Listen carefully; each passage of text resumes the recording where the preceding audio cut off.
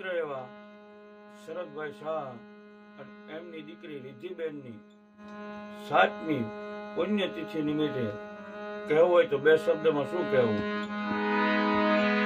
ઘણી યાદ એવી હોય છે કે યાદ કરીને હોઠ હસીને પડે, આંખ રડીને પડે, હોઠ હસીને પડે, આંખ રડીને પડે.